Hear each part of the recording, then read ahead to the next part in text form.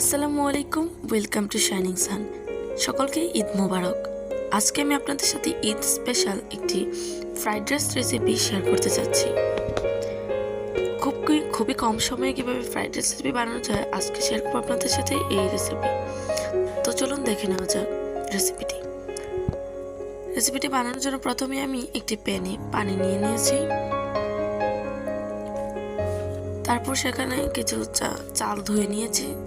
চালটা একদম পরিষ্কার করে ধুয়ে নিয়েছি যেন উপরে কোনো ঘোলা পানি না থাকে, এবং চালটা ধুয়ে পানিটা ফুটে উঠলেই চালটা দিয়ে দিব পানির ভিতর।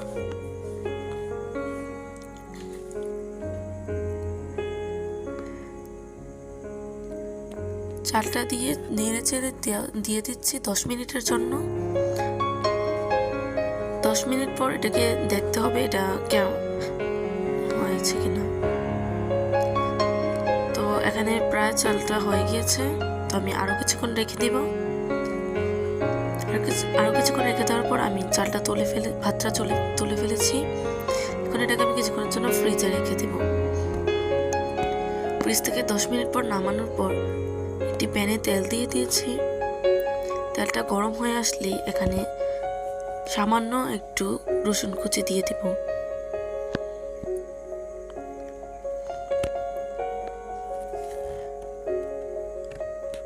রসুনটাকে নাড়তে হবে যেন এটা পুড়ে না যায়।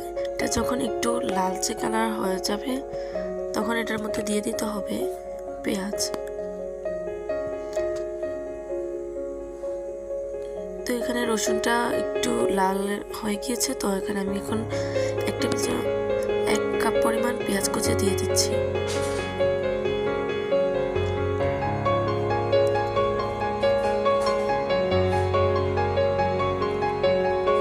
পেঁয়াজটাকে ছোট ছোট করে কুচি করে নিতে হবে। তারপর এটাকে নেড়ে চেড়ে ভালো মতো দিচ্ছি যেন এটা ভালো করে ভাজা হয়, এবং চুলার আঁচটাকে মিডিয়ামে রেখে দিতে হবে। তো এখানে পেঁয়াজগুলো হয়ে গিয়েছে, তো এখানে আমি কিছু সবজি অ্যাড করে দিব। আপনারা এখানে যে কোনো সবজি ব্যবহার করতে পারেন বা চাইলে নাও ব্যবহার করতে পারেন এগুলো।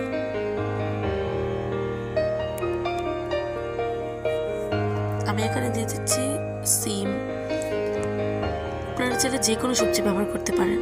তারপর এখানে দিয়ে দিচ্ছি গাজর কুচি। খেয়াল রাখবেন যে সবজিগুলো সিদ্ধ হতে একটু টাইম লাগে সেগুলোকে আগে দেওয়ার জন্য। সবকিছুকে একসাথে ভালো মতন মিশিয়ে নিচ্ছি।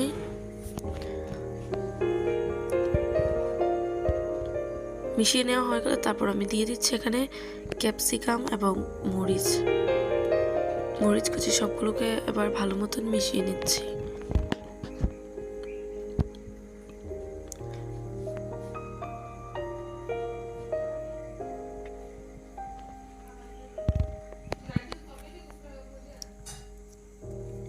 সবকিছুকে মিশিয়ে নেওয়া হয়ে গেলেই আমি এখানে 1/2 টেবিল চামচ পরিমাণ লবণ দিয়ে দিচ্ছি।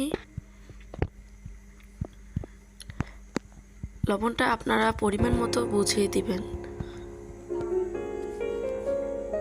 তারপর এখানে সাথে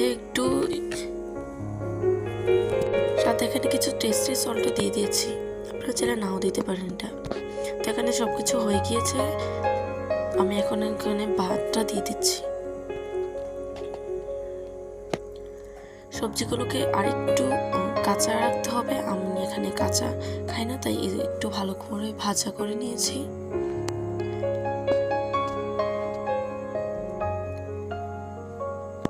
তো এখানে আমার ফ্রাইড রাইস তৈরি হয়ে গিয়েছে। আমি এখন এটাকে সার্ভ করে নিয়েছি। দেখুন এটা দেখতে কতটা সুন্দর হয়েছে, এটা কিন্তু খেতেও খুবই মজাদার। আপনারা চাইলে ঘরে বসেই বানিয়ে ফেলতে পারেন রেস্টুরেন্টের মতন ফ্রাইড রাইস। আজকের রেসিপিটি আপনাদের কেমন লাগলো সেটি আপনারা কমেন্ট করে জানান, এবং ভিডিওটি ভালো লাগলে একটা লাইক করার অনুরোধ রইল, এবং চ্যানেলটিকে সাবস্ক্রাইব করে পাশেই থাকবেন। এখানেই বিদায় নিচ্ছি। আল্লাহ হাফেজ।